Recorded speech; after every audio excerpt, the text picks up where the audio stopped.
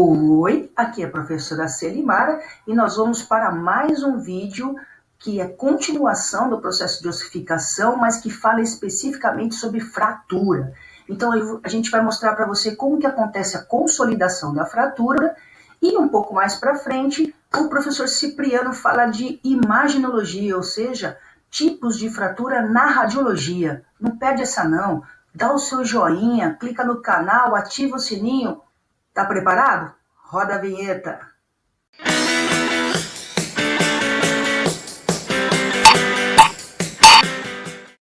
Quer falar um pouco sobre remodelamento ósseo ou remodelação óssea, que passa pela ação dos osteoclastos e a ação dos osteoblastos, o desenvolvimento dos osteoblastos, formação de matriz óssea nova, e os osteoclastos fazendo a resorção óssea.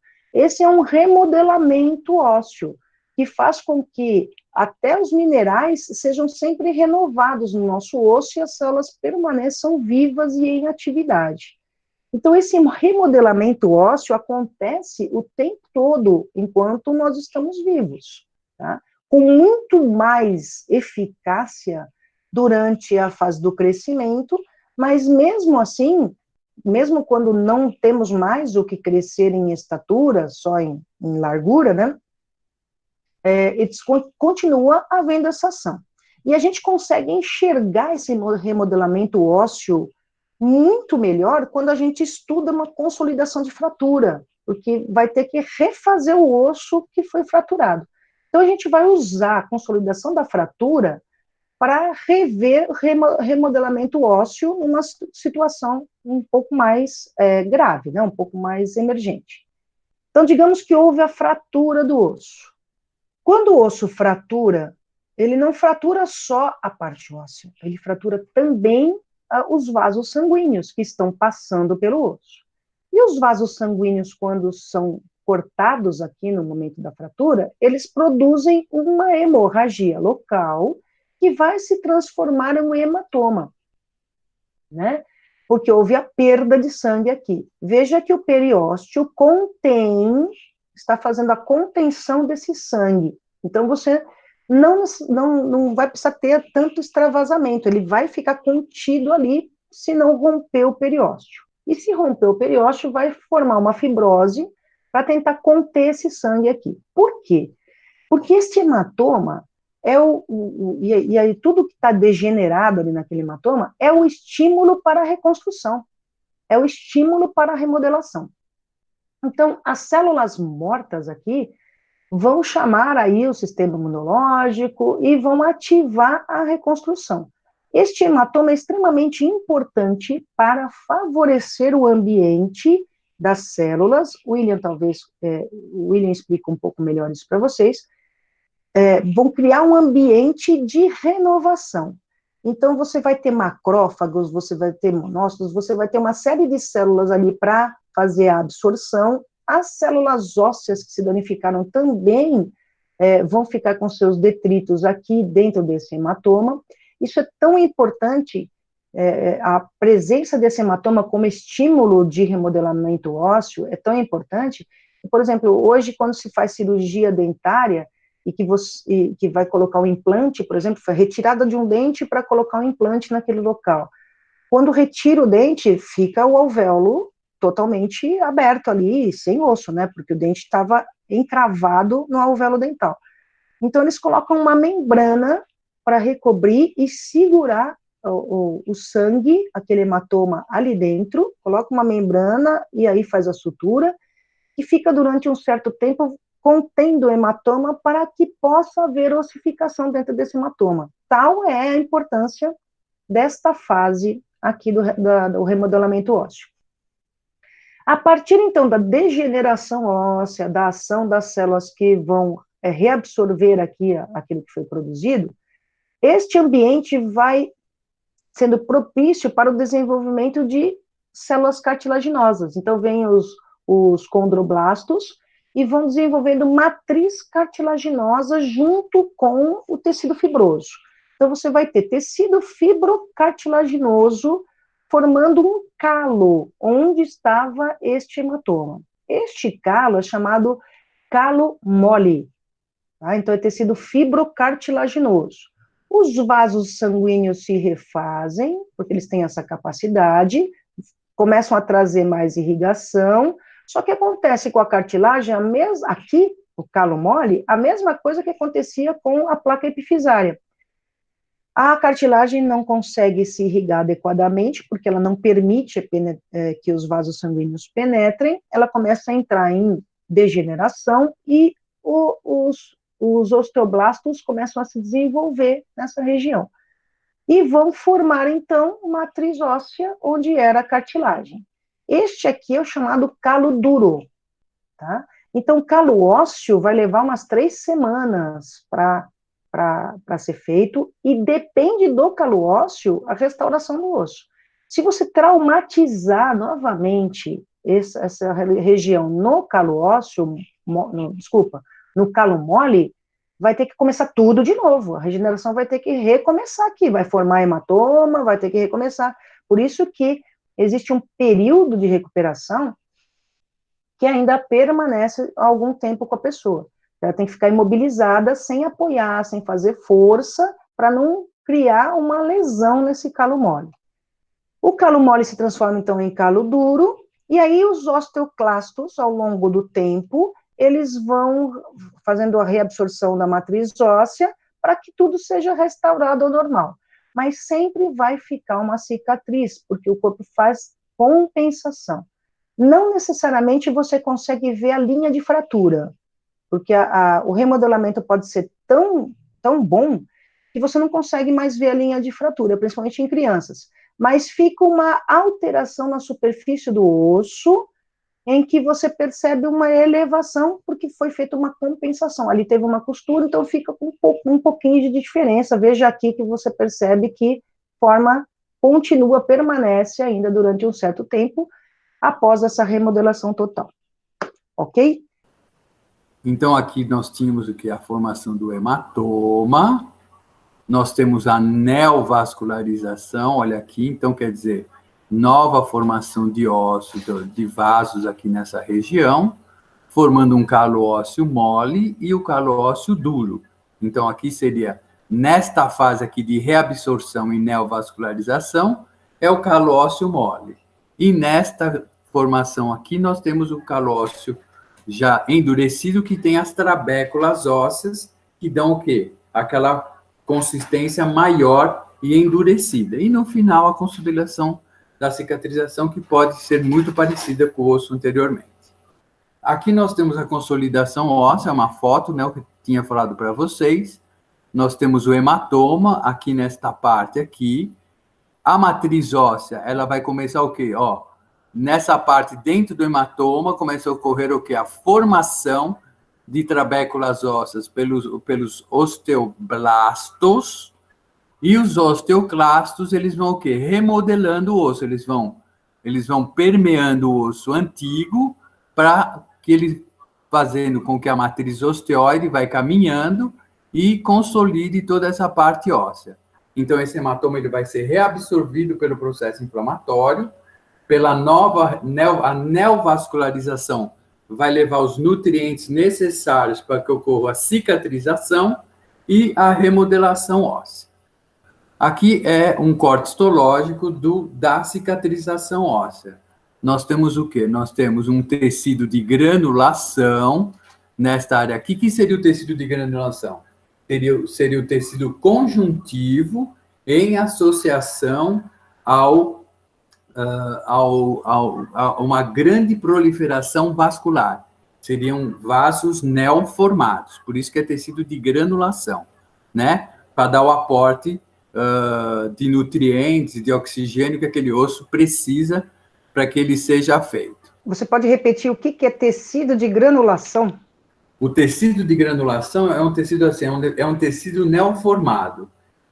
Então, vocês lembram que no hematoma nós temos o que? Uma migração de vasos sanguíneos, nós temos uma matriz de tecido conjuntivo frouxo, e essa migração de vasos sanguíneos e células inflamatórias associadas, nós damos o nome de tecido de granulação. Então, é uma matriz conjuntiva frouxa, células inflamatórias e vasos neoformados.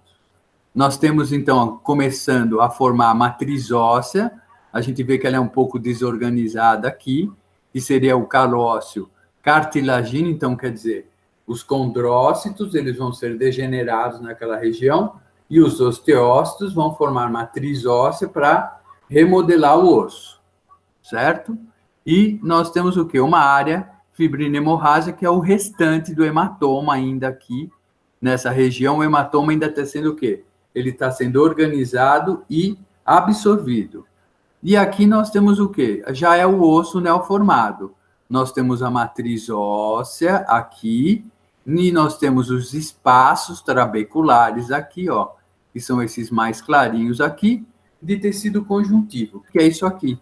É o tecido, os espaços trabeculares com tecido conjuntivo e a matriz óssea. Os espaços trabeculares aqui e a matriz óssea aqui. Então, esse aqui já é o calo ósseo, que seria uma neoformação óssea. E é isso daí que nós temos.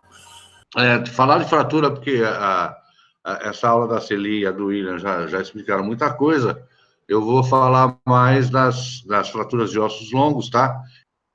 Aqui, os diversos tipos de fraturas de ossos longos, tá? Aqui nós temos um húmero com uma fratura da cabeça humeral, né, do colo. Aqui mais uma. Aqui uma fratura diafisária do húmero, tá? Bem alinhadinha. E fratura, pessoal, ela tem... Cada osso, em especial, tem a classificação dos tipos de fraturas e cada tipo de fratura vai levar a um tratamento, tá? Ou colocação de parafusos, que nem está o caso aqui, ó. Só colocou 2, 3 parafusinhos aqui. Ou chegando até a colocar haste intramedular, né? Fixada por parafusos também, tá? Isso, quem for fazer ortopedia vai trabalhar muito com isso aqui. Ou placas também de metal e fixadas com parafusos para manter a congruência aqui articular, para tentar manter movimentos aqui, tá? E as fraturas são classificadas, uma das classificações é se ela é cominutiva ou não cominutiva. Por exemplo, essa daqui do húmero, tá? É uma fratura não cominutiva, ou seja, teve o rompimento do osso, porém não formou estilhaços, vamos dizer assim, cominução. Aqui já não, tá? Aqui você já tem o destacamento do osso aqui e aqui também. Então, aqui é uma fratura cominutiva, ou seja, formou pedaços. A gente vai mostrar mais algumas aqui. Essa daqui, por exemplo, do húmero, não, tá? Ela não cominutiva, só teve a linha de fratura e separou a cabeça humeral do colo cirúrgico. Outra classificação de fraturas é se ela é transversa, pegando transversalmente o osso, se ela é oblíqua ou se ela é espiral, tá? Espiral é o quê? É uma fratura oblíqua que deu uma rodadinha, tá? Então, ela pegou toda a cortical do osso.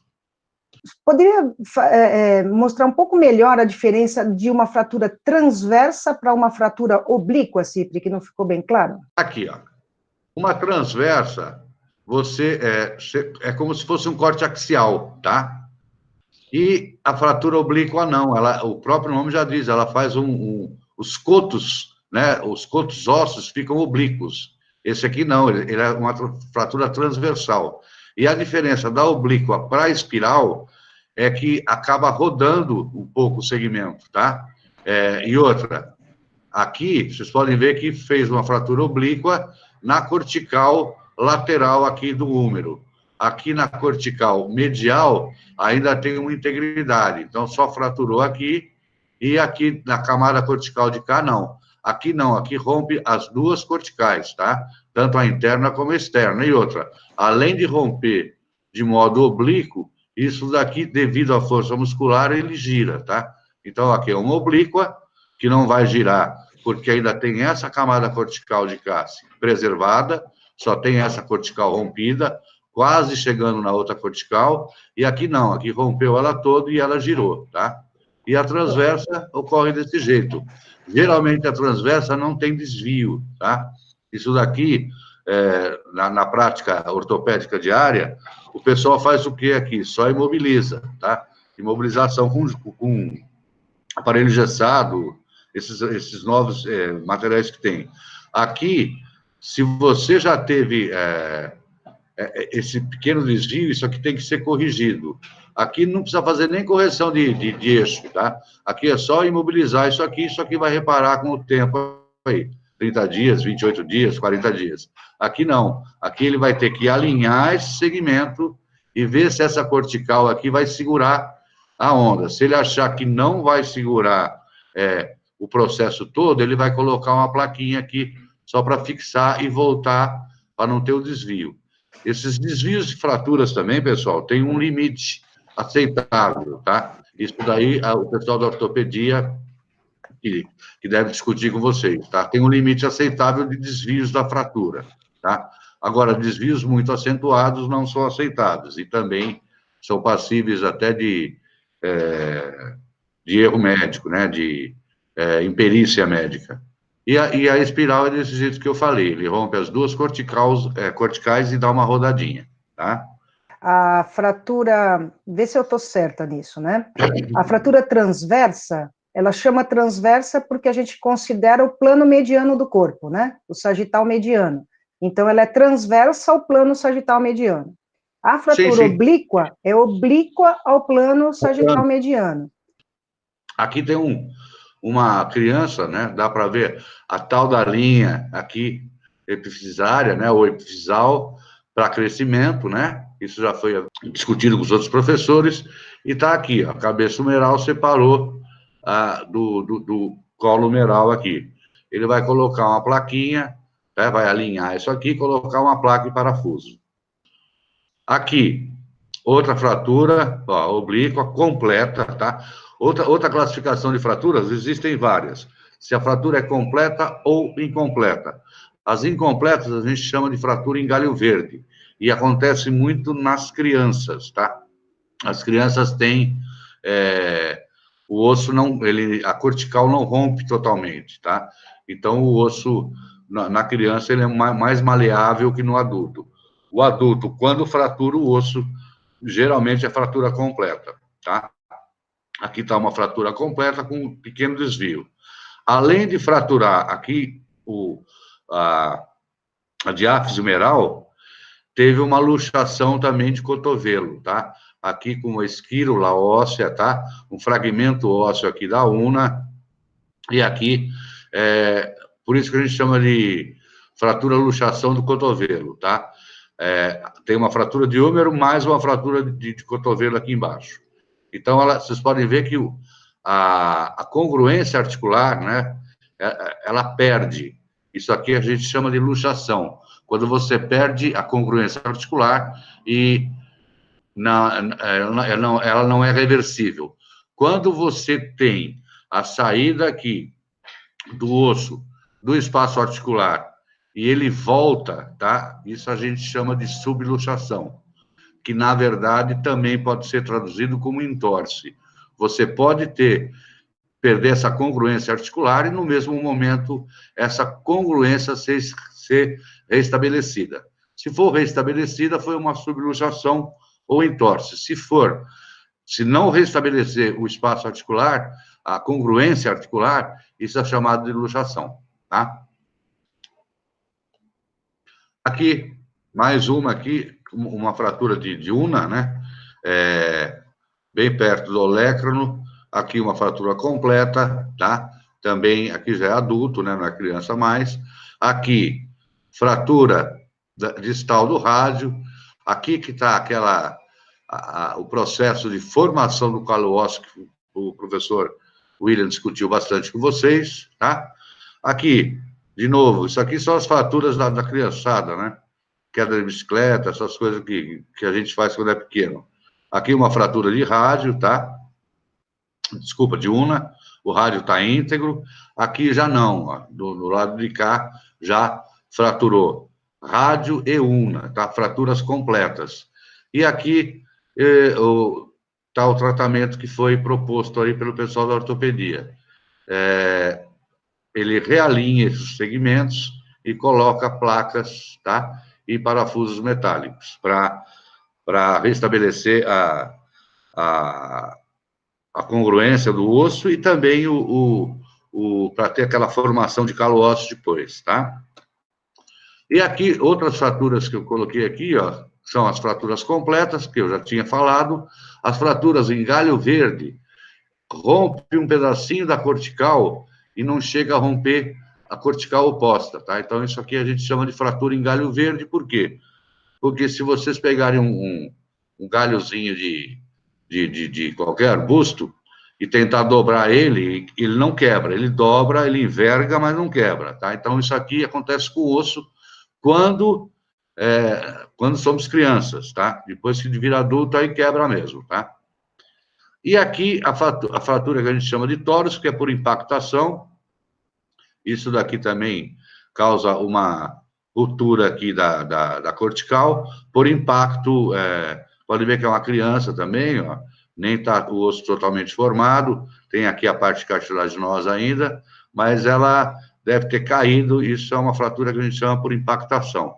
E aqui uma deformação do osso, tá?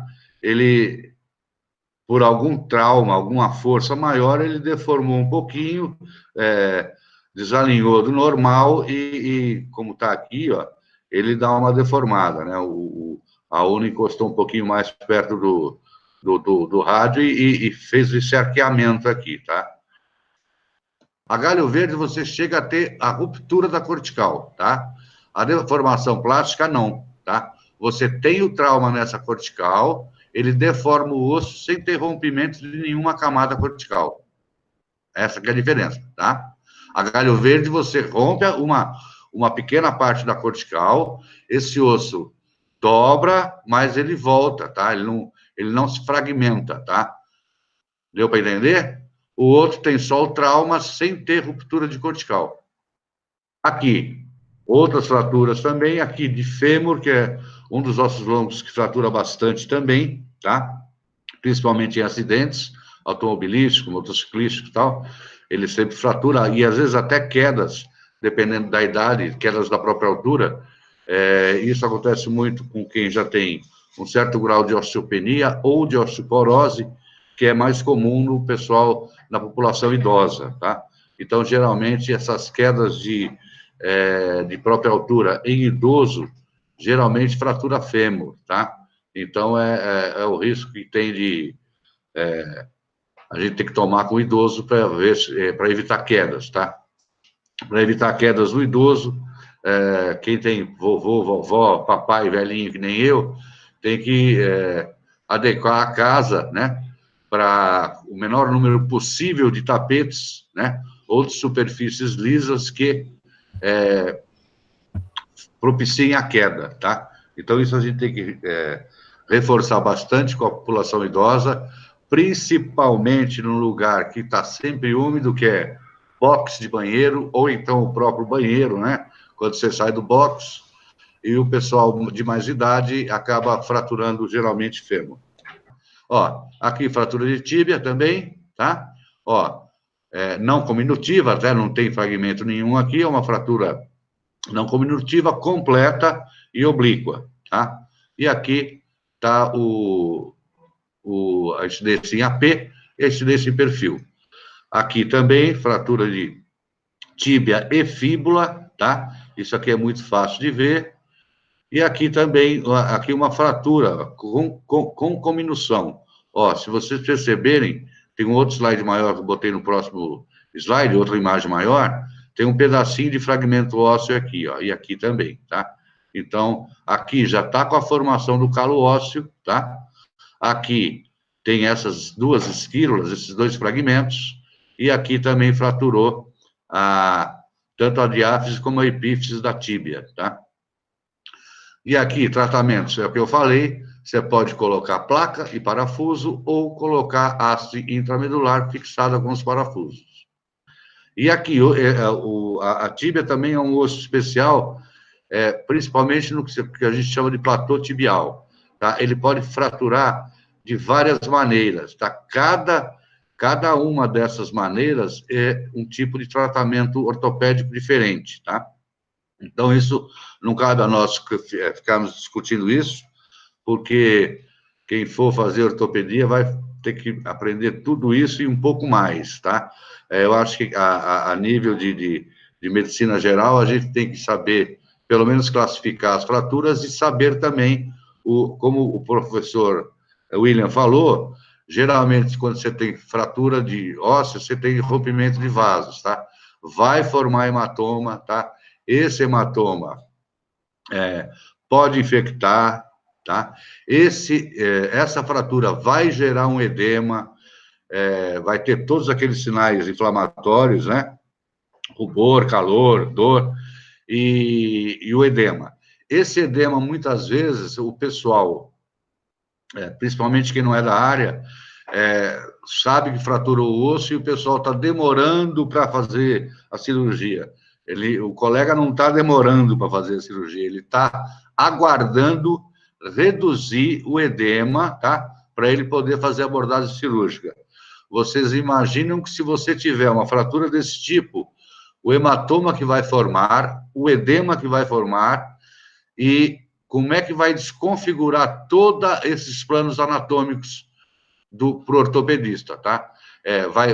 Vai mexer com o músculo, ele vai ter que afastar a musculatura para chegar nesse osso, e com o edema isso fica muito prejudicado, ou seja, ele se perde no que ele está fazendo. Então, geralmente o pessoal espera um pouco, aí uma semana, 10 dias, para fazer o procedimento definitivo, né? Seja lá botar aço, botar placa. Tem que lembrar sempre isso, não dá para o colega da ortopedia reparar a fratura de imediato, tá? Se não ocorresse edema e nem hematoma, ele podia fazer isso. Porém, o osso e todos os planos adjacentes são vascularizados, então isso já atrapalha bastante, porque ele perde os planos anatômicos dele, tá? A colocação de uma haste intramedular não atrapalha a função medular? Não, porque o tecido que vai ficar em volta vai dar conta, tá? Na cavidade medular do osso longo, a gente tem a grande quantidade de medula óssea amarela, que é Amarela, o aquela que recheio. já não tem mais função, né? E aqui, pessoal, aquela imagem que eu falei que tinha aumentado, só para vocês verem mais, ó, uma fratura cominutiva, vários fragmentos, tá? Isso aqui é uma fratura mais difícil, é uma fratura que a gente tem que tomar mais cuidado, por quê?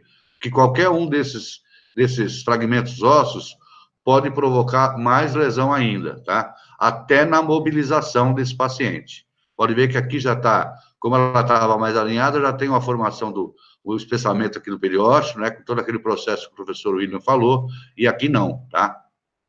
E o pessoal vai ver muito na rua aí esse tipo de aparelho, tá? Que é o fixador externo de Ilizarov, que também é usado não só para alinhar fraturas, como em algumas outras situações de osteoartrose, de articulações, tal, o pessoal acaba usando esse fixador de Ilizarov, tá? Isso aqui é muito comum a gente ver o pessoal na rua com isso.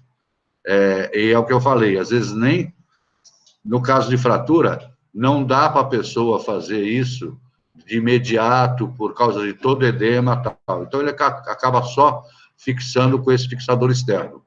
E esse fixador de Ilizarov também, ele é bastante usado para pacientes que querem aumentar um pouco a estatura, tá? O pessoal faz o quê? Fragmenta o osso, né? Secciona o osso e afasta com esse fixador de Ilizarov os segmentos em 1, 2, 3 centímetros para tentar ter a formação do calo ósseo e nisso aumentar o tamanho da pessoa em 2, 3 centímetros, sei lá. E aqui, pessoal, a formação do calo ósseo que a professora Selimara e o professor William já mostraram bastante, né? E aí, o que você achou desse vídeo? Clica aqui, deixa o seu joinha, põe comentário. Eu estou esperando seus comentários para poder ir lá e responder. Beleza? Fica com a gente, dá o joinha, fica no canal, tem mais vídeos interessantes. Até a próxima.